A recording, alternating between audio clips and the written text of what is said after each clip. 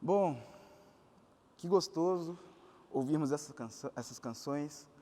Lembrando mais uma vez, hoje pela noite, teremos essa live completa no nosso canal. Agora nós estamos aqui para conversarmos um pouco a respeito da palavra do Senhor. Esse é o mês de aniversário da nossa comunidade, vai ser assunto recorrente durante esse mês, né, com toda a razão, e nós estamos alegres por conta disso. Nós estamos contentes, nós estamos felizes por causa disso. E nós falaremos um pouquinho sobre quem nós somos, sobre quem é a Igreja Batista Sul e sobre como somos igreja uns com os outros no meio desse contexto. Nós falaremos sobre também quem nós queremos ser, quem nós buscamos ser, como nós buscamos viver como comunidade, como igreja na cidade de Bauru, no nosso contexto, na nossa localidade. Nós afirmamos, e se você já veio aqui no nosso espaço novo, você deve ter reparado que na entrada tem uma etiqueta na parede, dizendo: nós somos a Sul, um sinal da presença do reino de Deus, que busca viver uma devoção de todos, com comunhão entre todos e na ação de todos. É sobre isso que nós vamos falar agora. Uma igreja que busca ser um sinal do reino de Deus, nesse tempo e para o nosso tempo. E eu fiquei responsável, por assim dizer, por falar sobre devoção. E para falarmos sobre devoção, uma devoção de todos ao nosso Senhor Jesus Cristo, eu gostaria de ler com vocês Deuteronômio 5, do verso 1 ao verso 8. Deuteronômio 5, do verso 1 ao verso 8. Deuteronômio 5 diz assim: Moisés reuniu todo o povo de Israel e disse: ouça com atenção, Israel, ouça os decretos e estatutos que hoje lhes dou, para que os aprendam e os cumpram cuidadosamente. O Senhor, nosso Deus, fez uma aliança conosco no Monte Sinai. Não foi com nossos antepassados que o Senhor fez essa aliança, mas com todos nós que estamos hoje vivos aqui. No monte, o Senhor falou com vocês face a face do meio do fogo. E eu, Moisés, no caso, servi de intermediário entre o Senhor e vocês, pois vocês tiveram medo do fogo e não quiseram se aproximar do monte. Ele falou comigo e eu lhes transmiti suas palavras. E foi isso que ele disse. E agora uma atenção ao que o Senhor disse, ou as primeiras coisas que o Senhor disse para aquele povo. Eu sou o Senhor, o seu Deus, que o libertou da terra do Egito, onde você era escravo. Não tenha outros deuses além de mim. Não faça para si espécie alguma de ídolo ou imagens de qualquer coisa no céu, na terra ou no mar. Vou repetir a parte que o Senhor fala para aquele povo, um texto conhecido como 10 Mandamentos, os 2 primeiros. Eu sou o Senhor, o seu Deus, que o libertou da terra do Egito, onde você era escravo. Não tenha outros deuses além de mim, e não faça para si espécie alguma de ídolo ou imagens de qualquer coisa no céu, na terra ou no mar. Eu quero que nós comecemos essa caminhada, que nós comecemos essa jornada, como o Marcelo fez na semana passada, quando foi falar sobre fé. Ele começou explicando o que não é fé. Eu vou começar dizendo um pouquinho sobre o que não é devoção. O que devoção não é. Porque muitas vezes, assim como na fala sobre fé, nós acreditamos que sabemos o que é devoção, nós entendemos uma forma, entre aspas, ou talvez um modelo que nos foi apresentado de devoção, mas nós nos esquecemos e precisamos sempre retomar na nossa memória o que é devoção. Mas o que a devoção não é? Devoção não é idolatria. Isso precisa ficar bem claro na nossa cabeça. Devoção não é idolatria. A última vez que nós conversamos, que eu estive aqui diante da igreja, e se você nos visita, está nos conhecendo nesse momento, seja muito bem-vindo. Nós conversamos sobre um Deus que liberta. Nós lemos uma porção do texto do Êxodo, de um Deus que ouve o clamor do povo oprimido. E Deus repete aqui para o povo de Israel, no verso 6, eu sou o Senhor, o seu Deus, que o libertou da terra do Egito, onde você era escravo. Porque nessa conversa eu apontei para vocês que o Egito era um sistema, um lugar tomado por uma prática teológica, política e sociológica, de todas as formas, uma prática que produz morte por meio da idolatria.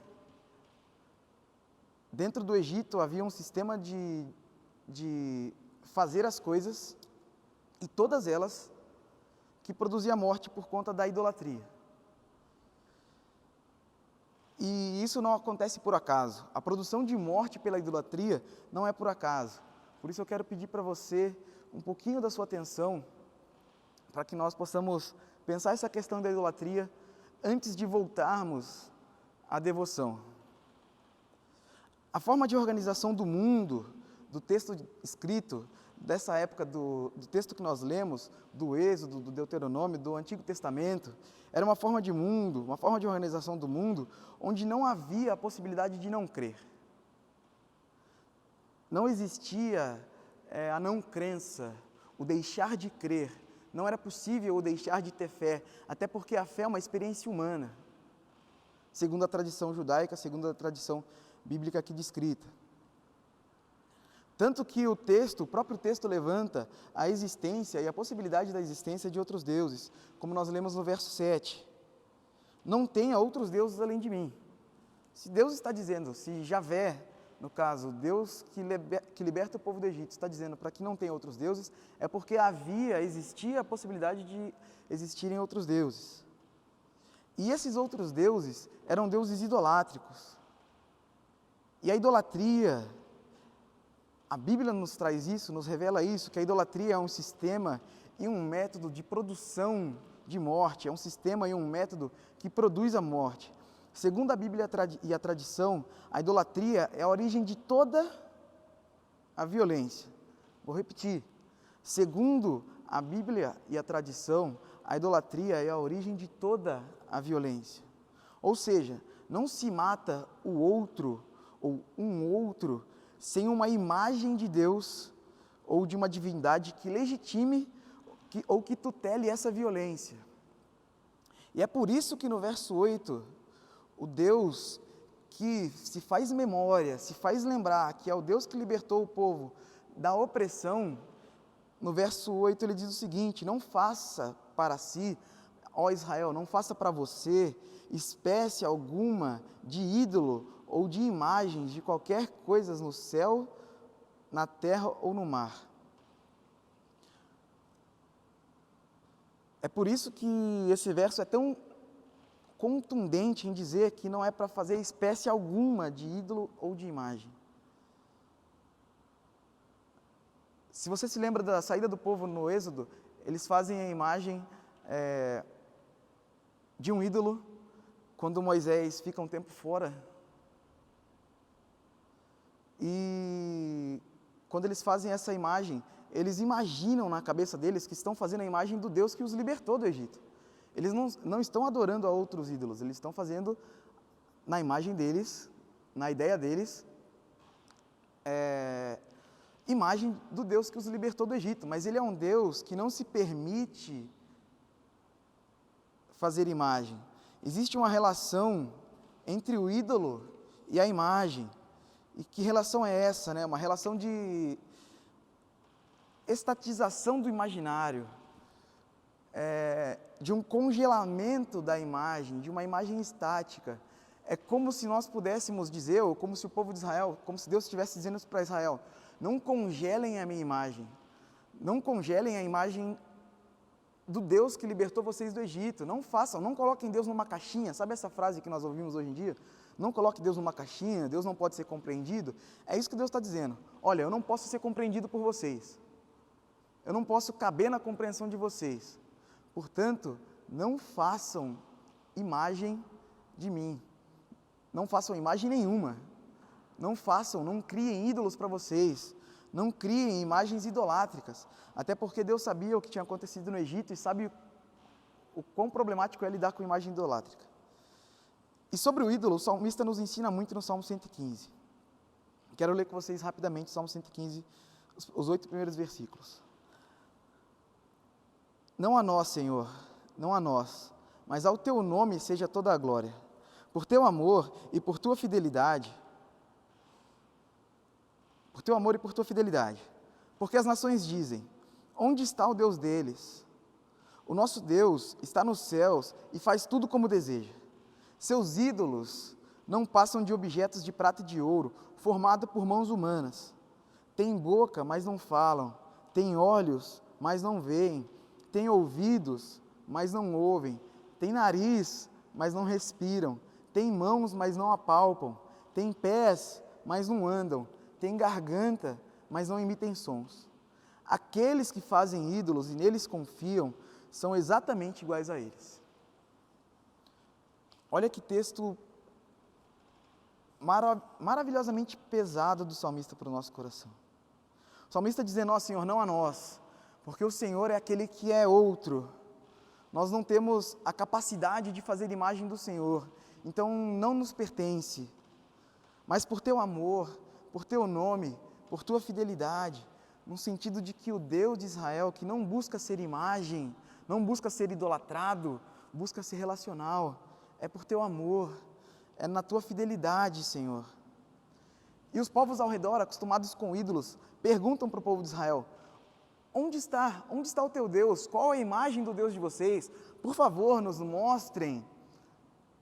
E em forma de zombaria, né? Mostrem para nós então como é o Deus de vocês, porque o nosso Deus pode ser mostrado. O nosso Deus está aqui, o nosso Deus está posto aqui em pé, e o Deus de vocês onde está? Mas Ele é o Deus que não se permite fazer imagem. Ele é o Deus que está no céu. Ele não é um ídolo.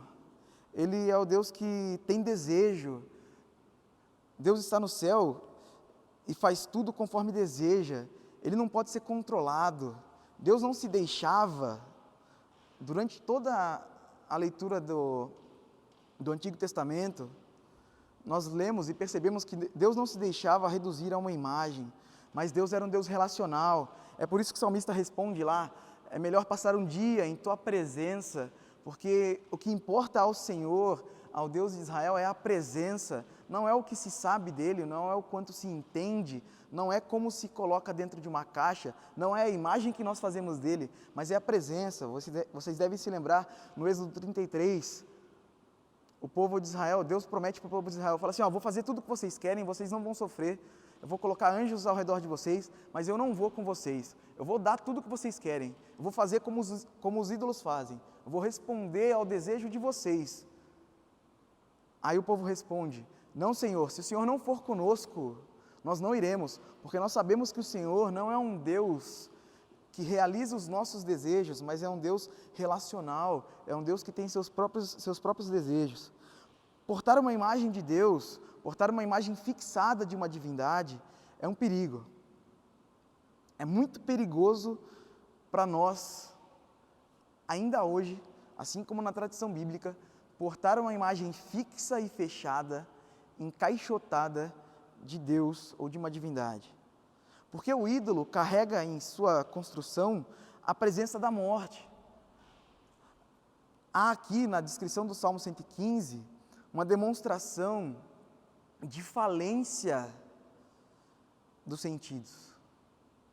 É alguém que tem olho, mas não enxerga. É alguém que tem boca, mas não fala. É alguém que tem mão, mas não consegue tocar. Tem pé, mas não consegue andar. Tem voz, mas não consegue falar. Todos os seus sentidos estão falidos. Ele está morto.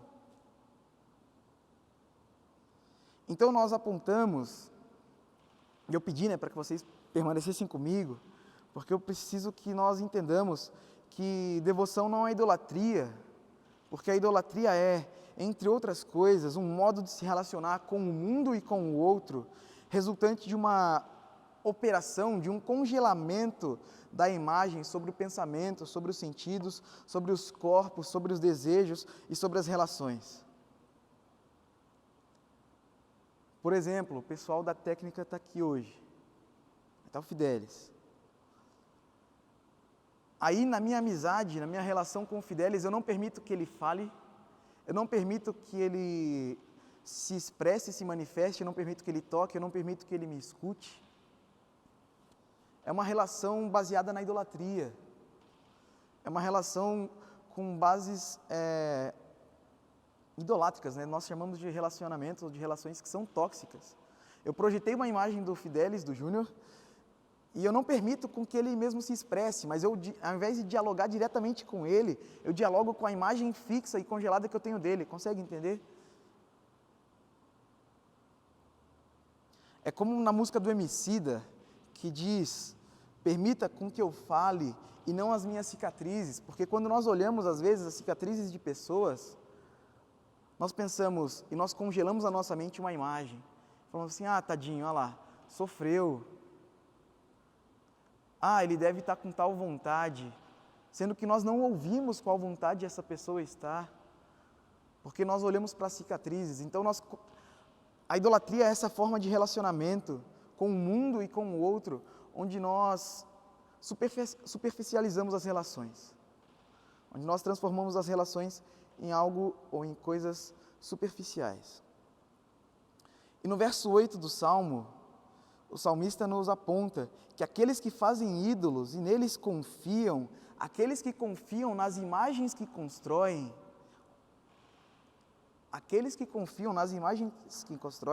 são exatamente iguais a essas imagens. E como são essas imagens? Mortas. Se nós construirmos imagens e confiarmos nas imagens que nós construímos, nós seremos iguais às imagens que nós construímos, ou seja, mortos. As imagens têm essa capacidade de sequestrar a nossa subjetividade, ou seja, sequestrar quem nós somos, porque nós projetamos imagens fixas, né? Porque existe uma diferença entre a imagem que não é fixa também, da imaginação, do imaginário. Mas quando nós congelamos imagens, nós produzimos morte e morremos também. E é aqui nesse ponto, onde Deus, o Javé, o Deus de Israel, o Deus e Pai de Jesus, e é aqui, nesse exato ponto, que o Deus de Israel se distancia dos ídolos e das imagens fixadas, das imagens construídas.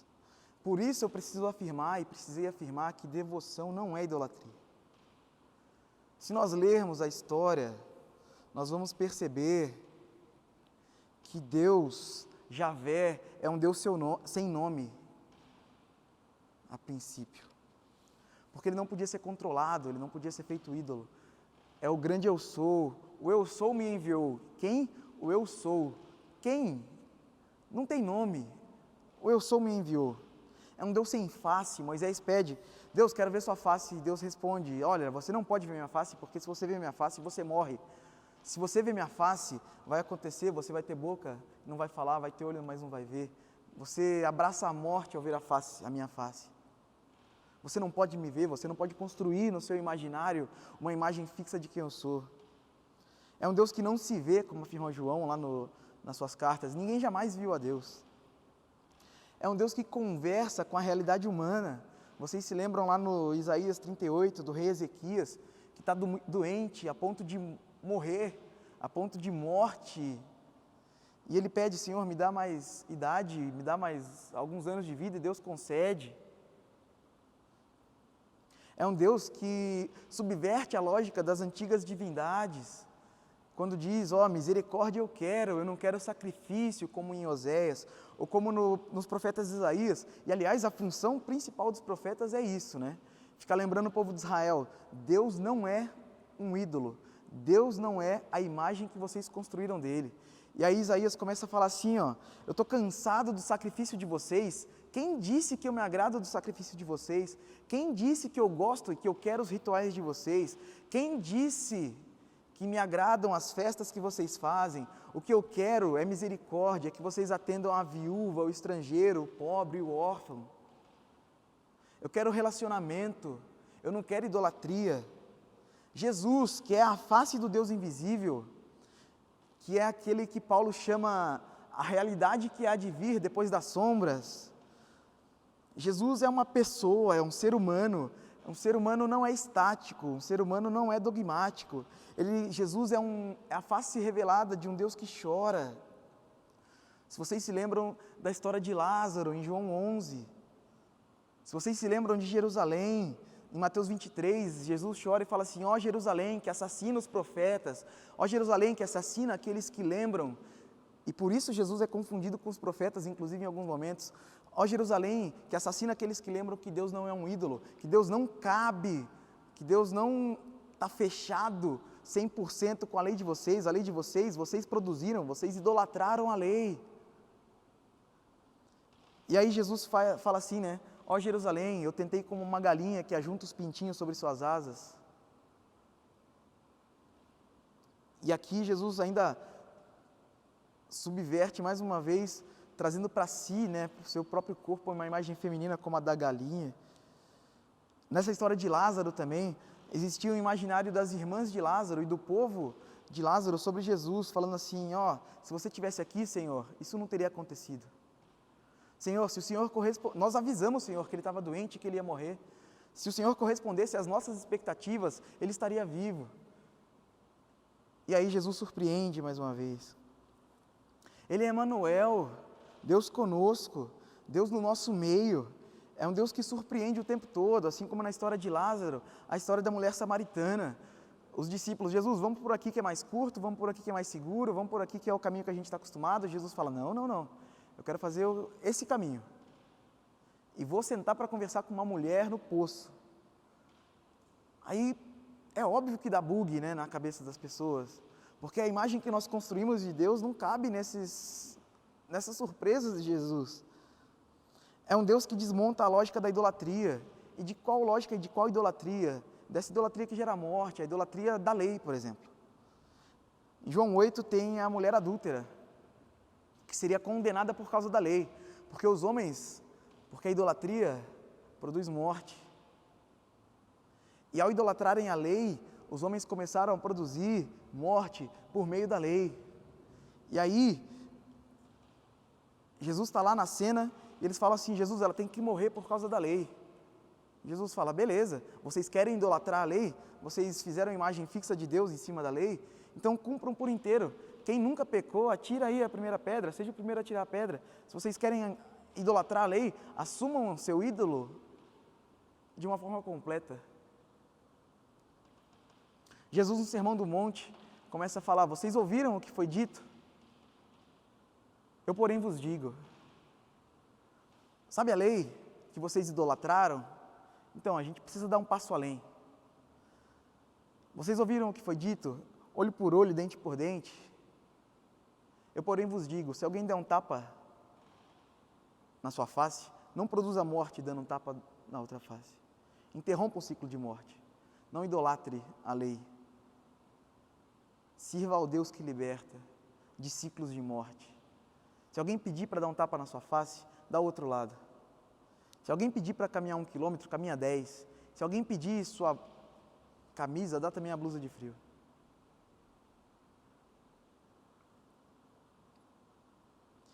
É um Deus que desmonta a lógica do sacrifício. É um Deus que é santo. Ele não pede a vida de ninguém, nem de nada. Ele é o santo de Deus que dá a vida em favor de muitos. E por ter sido morto e assassinado por aquele corpo de pessoas, por aquele povo que idolatrava a lei, ele não se permite permanecer estático como um ídolo. E esse é o milagre da ressurreição. Jesus não pode ser feito ídolo. Jesus tem boca e fala. Inclusive vence a morte por conta disso. Porque isso é vencer a morte. Vencer esses ciclos de idolatria. Deus não se deixava reduzir, mas o povo fez. A Bíblia descreve e narra isso de formas inúmeras, né? A lei sobrepondo a vida. A lei sendo idolatrada acima da vida. E nós continuamos fazendo isso até hoje. Porque nós até afirmamos que Deus é o outro, que nós desconhecemos, mas mesmo assim nós achamos que o possuímos. Nós transformamos Deus em um ídolo, porque nós temos imagens fixas e fixadas de Deus na nossa cabeça. Como se Deus coadunasse com o mercado, por exemplo, como se houvesse parceria entre Deus e o mercado. E por isso nós construímos teologias tão diabólicas quanto a teologia da prosperidade, tão idolátricas quanto teologias que produzem morte, ao invés de produzirem vida. Nós acreditamos, nós construímos na nossa cabeça, lendo os textos bíblicos, sem entender que Deus não pode ser feito ídolo, que nós fazemos um ídolo, imagem fixa de um Deus punitivo e sacrificial. Por isso os cristãos afirmam que bandido bom é bandido morto. Nós construímos, por conta da teologia que chegou até nós, uma teologia europeia, americanizada, um ídolo de um Deus branco.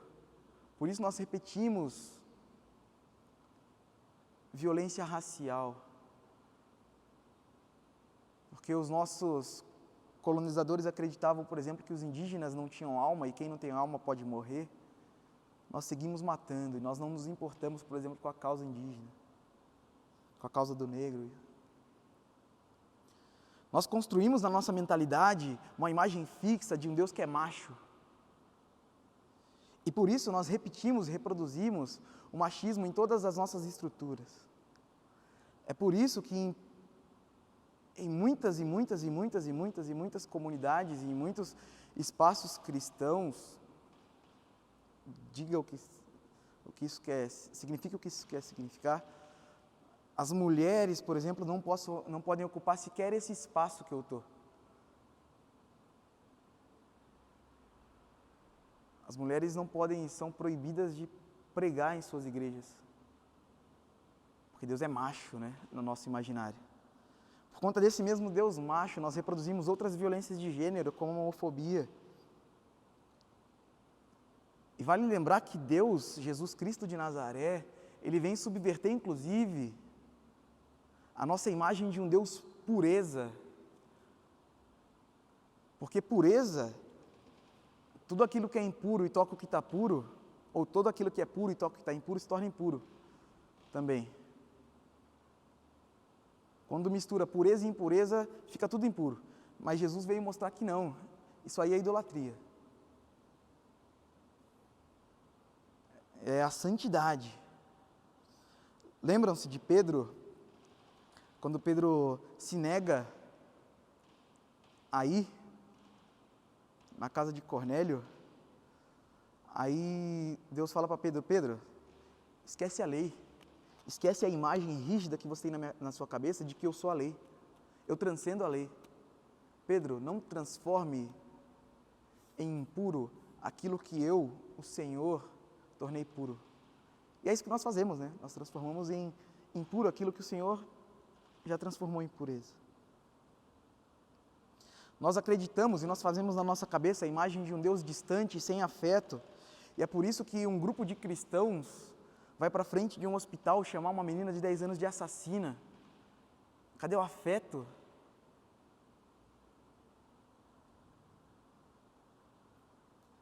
É um Deus que temos na nossa imagem, na nossa cabeça, de um Deus todo-poderoso, um Deus controlador de todas as coisas. Por isso nós desprezamos o luto, nós desprezamos as situações de doença, por exemplo, que nós estamos vivendo. Esses dias alguém falou, Deus sabe por que está fazendo tudo isso. Gente, Deus sabe por que está matando tanta gente. Gente, pelo amor de Deus. Pelo amor de Deus, não ídolo, né? Pelo amor de Deus, do Deus que liberta. Então nós falamos bastante sobre o que não é idolatria. E o que não é devoção, desculpa. Nós falamos bastante sobre o que não é devoção. Que devoção não é idolatria. E quantas vezes nós construímos ídolos na nossa cabeça. E quantas vezes nós construímos essas imagens fixadas do que é Deus na nossa cabeça. E não deixamos, às vezes, o vento do Espírito soprar. Se devoção não é idolatria, o que é devoção então? E devoção é relacionamento. como nós lemos no Salmo 115. É o Deus que tem sua vontade, que está no céu, que nós não podemos conter, que é por causa do nome dEle, por causa do amor dEle, por causa da fidelidade dEle, por conta desse relacionamento. E é por isso que devoção é também ser surpreendido por Jesus. Imaginem os discípulos, depois de Jesus surpreendê-los, como eles ficavam. Devoção é afeto. Devoção é afetividade. Devoção é imaginação e memória. É imaginarmos um novo amanhã, um amanhã de liberdade, por exemplo, como o Apocalipse pinta para nós, onde não haverá choro, não haverá lágrima, não haverá dor, não haverá ranger de dente, um amanhã de libertação, que vive em nossa imaginação, construindo e pavimentando um caminho. E a memória, como diz também o profeta, Senhor, eu quero trazer à memória aquilo que me dá esperança. Devoção é o Espírito Santo em nós, agindo em nós e agindo através de nós, e esse Espírito Santo que é ruá, que é vento, que sopra, que ninguém sabe de onde vem, não sabe para onde vai, porque não é possível construir uma imagem rígida, não é possível fazer idolatria daquele que é vento. Devoção é então uma nova forma de se relacionar com o Deus que libertou o povo do Egito e que, assim como Jesus afirma que é chegado o tempo de libertação, segue libertando até hoje. Lá em Lucas 4. É uma nova aliança, é um novo jeito de fazer as coisas, é uma nova forma de se relacionar. E para isso, eu quero ler com vocês e quero que vocês prestem atenção na leitura de 2 Coríntios 3, do capítulo 7 ao capítulo 18. E depois de fazer essa leitura desse jeito, e tenho caminhado com essa leitura nesse formato, aquilo que os teólogos chamam de chave hermenêutica, uma forma de ler, um óculos que se coloca para ler. Ao ler esse texto, eu caí de joelhos diante do Senhor, dizendo, obrigado, Senhor, porque eu não quero construir imagem do Senhor, eu quero me relacionar com o Senhor. Não quero que o Senhor seja um ídolo na minha cabeça, eu quero que o Senhor seja uma presença na minha vida. E o texto diz o seguinte, Paulo falando, que no antigo sistema, o antigo jeito de fazer as coisas, com suas leis gravadas em pedra, terminava em morte. Por quê? Porque até começou, embora tivesse começado com tamanha glória, que os israelitas não conseguiam olhar para o rosto de Moisés, por causa da glória que brilhava em seu rosto, ainda que esse brilho já estivesse se desvanecendo. Ou seja, a lei começou de forma gloriosa, mas acabou em morte. Acaso não deveríamos esperar uma glória muito maior no nosso novo sistema, que se baseia nas obras do Espírito Santo? Se o antigo sistema, se a lei que traz condenação, se a idolatria da lei que traz condenação era glorioso, muito mais glorioso é o novo sistema que nos torna justos diante de Deus. De fato, a glória do passado não era nada gloriosa em comparação com a glória magnífica de agora.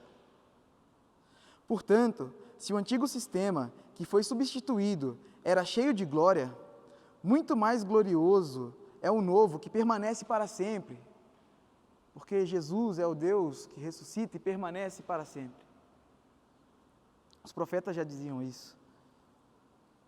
Uma vez que o novo sistema nos dá tal esperança, podemos falar com grande coragem. Uma vez que esse novo sistema nos dá tal esperança, nós podemos falar com grande coragem. Não somos como Moisés, que cobria o rosto com um véu, para que os israelitas não vissem a glória, embora ela já tivesse se desvanecendo. Mas a mente do povo estava endurecida, e até hoje, toda vez que a antiga aliança é lida, o mesmo véu lhes cobre a mente. E esse véu só pode ser removido em Cristo. Até hoje, quando eles leem os escritos de Moisés, seu coração está coberto por esse véu. Contudo, sempre que alguém se volta para o Senhor, o véu é removido. Glória a Deus. Pois o Senhor é o Espírito, e onde está o Espírito do Senhor, ali há liberdade. Portanto, eu e você, todos nós, dos quais o véu foi removido, e pela misericórdia do Senhor, nós podemos ver e refletir a glória do Senhor, e o Senhor, que é o Espírito, nos transforma gradativamente à sua imagem gloriosa, deixando-nos cada vez mais parecidos com Ele. Não é a um ídolo ou a uma imagem fixada, mas é uma imagem gloriosa que nós não podemos conter, não cabe na nossa cabeça, não cabe na nossa imaginação. Que texto maravilhoso, que texto profundo. E o que isso fala, e o que isso quer dizer, e no que isso dialoga, e no que toda essa construção, que, desculpa pelo tempo, mas foi necessária, dialoga com a nossa comunidade. E o que a nossa afirmação de que nós somos uma igreja em devoção significa? Primeiro que nós não precisamos nos defender ou defender a Deus, basta vivermos o nosso chamado. Porque quando nós ouvimos coisas como essa, a libertação que há em Jesus Cristo, a vida, o relacionamento, a não idolatria, a não imagem fixada que há em Jesus Cristo, nós podemos proclamar com grande coragem. E se nós, Batista Sul, e eu quero que você pense comigo um pouquinho agora, se a nossa comunidade não for idolátrica, se a nossa comunidade não congelar na sua mente a imagem de Jesus, o que acontece?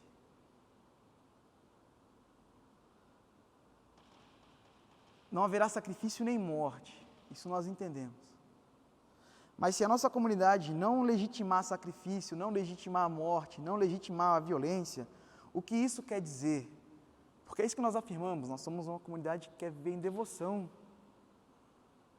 não em idolatria. O que isso quer dizer?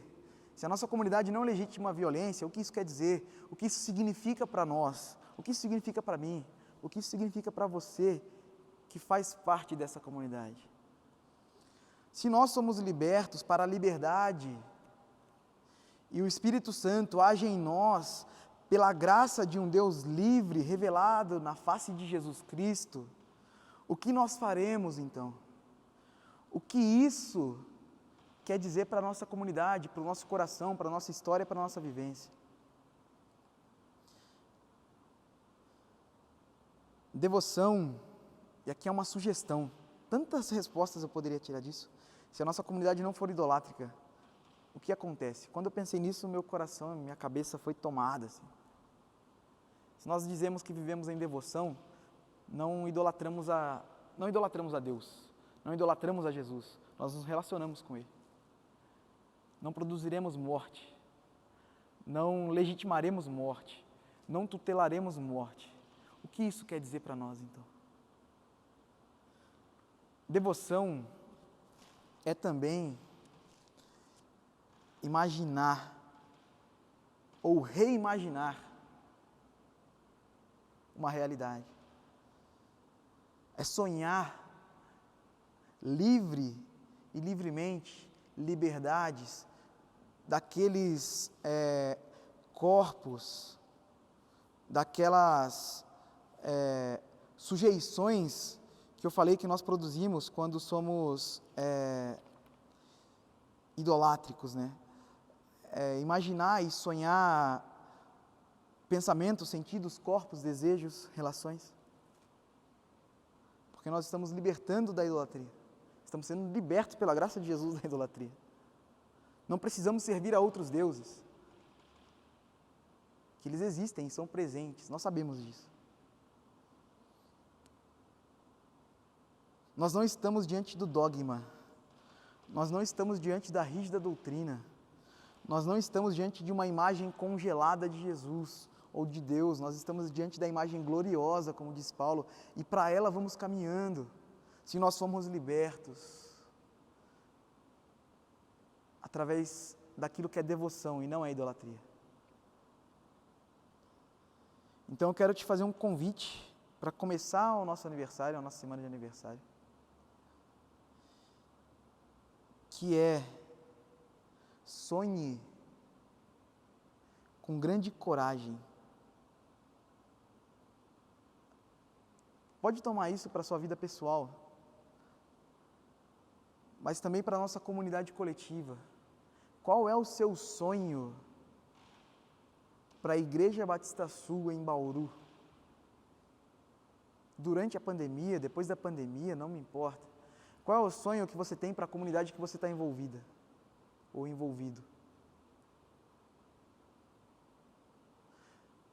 Quais são os imaginários de Deus que permeiam sua cabeça e que fazem com que você se responsabilize em comunidade com a comunidade? Porque não adianta nós acharmos que somente a liderança da igreja vai sonhar ou pensar a igreja e vai fazer a igreja. Não, todos nós fazemos a igreja. E se você tem uma imagem idolátrica de um Deus que é punitivo e afirma que bandido bom é bandido morto, dentro do nosso meio há uma afirmação dessa. E se nós estamos dizendo que nós vivemos em devoção, nós precisamos abandonar a imagem de um Deus que é punitivo ou qualquer outra das características que nós possamos idolatrar de Deus. Sonhemos juntos e nos responsabilizemos com a nossa comunidade. Igreja comprometida com a missão, discípula, é o que nós vamos afirmar esse mês. E ser discípulo é esse caminhar junto para a desconstrução de muita coisa, de muitas imagens que nós temos. Então eu quero orar com você neste momento, com essa pergunta, e se você quiser, sei lá, escreve aí no chat, qualquer coisa. Qual é o seu sonho para a nossa comunidade? Lembrando que, se a nossa comunidade não for idolátrica, se a nossa comunidade não legitimar a violência, porque é isso que nós afirmamos, o que isso significa para nós e o que isso vai fazer com os nossos sonhos. Senhor, nós te agradecemos por essa manhã. Te agradecemos porque a Tua palavra foi lida, a Tua palavra foi trazida aos nossos corações, ao meu coração que tendo a insistir em fazer a imagem do Senhor, tendo a insistir a tentar encaixotar o Senhor na minha compreensão. Obrigado, Senhor, porque o Senhor se revela muito além do que nós podemos compreender. A Tua imagem é gloriosa, a Tua imagem não é uma fotografia que cabe na nossa cabeça. A Tua imagem é como um filme que nos conduz por caminhos em que nós podemos sonhar, e sonhar com vidas diferentes e libertas. Nossa comunidade, Senhor, faz aniversário mais uma vez esse ano. E ela tem se afirmado uma comunidade em devoção. E que assim seja, Senhor, que nós abandonemos a nossa idolatria. Que nós abandonemos as nossas falas idolátricas, o nosso imaginário idolátrico, que coloca o Senhor como um ídolo, que tem boca, mas não fala, porque nós falamos pelo Senhor. Não é isso que nós queremos, Senhor. Nós queremos ouvir a Tua voz, nós queremos sentir o Teu toque, nós queremos ser escutados pelo Senhor. Então, plante, traga, coloque em nossos corações sonhos de devoção, sonhos não idolátricos, sonhos de liberdade, de vida, de santidade, não sonhos de morte e de sacrifício.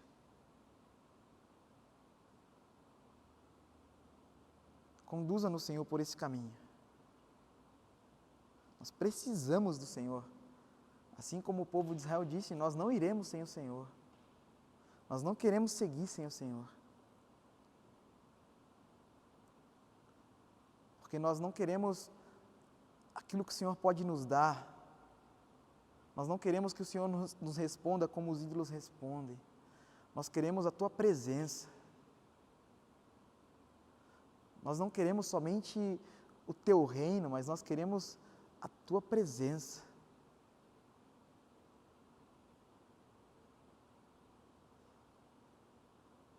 Fale conosco durante esse mês.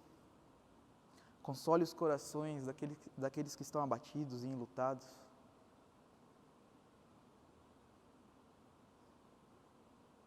Porque nós acreditamos que o Senhor é o único que pode fazer isso. Porque o Senhor não é como um ídolo. O Senhor é um Deus que vive está, que venceu a morte, rompeu e rasgou o véu dessa idolatria. Amém. Então que, vivendo uma vida como uma comunidade, como uma igreja, em devoção, em comunhão, em ação, mas que a partir dessa devoção não idolátrica, devoção é relacionamento, devoção é ser surpreendido, devoção é contato, que dessa maneira nós possamos seguir. Amém? Desculpa por tomar seu tempo, por tanto tempo, mas é necessário uma leitura mais panorâmica e mais ampla. É mês de alegria, é mês de festa, é mês de aniversário. Vamos ouvir mais a última canção. Que Deus nos abençoe e que os nossos olhos sejam abertos para percebermos o quanto Deus já tem nos abençoado nesse tempo. É mês de gratidão. Obrigado, Senhor, pela Tua comunidade. Obrigado, Senhor, pela vida de todos e cada um que aqui estão. É mês de partilharmos da nossa fé, do pão, do vinho, partilharmos a mesa do Senhor. E nós podemos viver isso com grande coragem, com grande ousadia, porque nós somos uma igreja que vive em devoção ao Senhor. Que Deus te abençoe, tenha aí um bom domingo, um bom almoço, uma boa semana. Hoje à noite, a live completa aqui nesse mesmo lugar, no mesmo canal no YouTube. Se você não é inscrito, se inscreve, manda mensagem nas nossas redes sociais, procurando participar, procurando entender a dinâmica que tem sido feita agora na quarentena, que nós conversamos, nós estamos dispostos e disponíveis a esse relacionamento. Beleza? Valeu, galera. Até a próxima. Que Deus esteja conosco. Que a sua presença se faça perceptível nesse momento. Amém.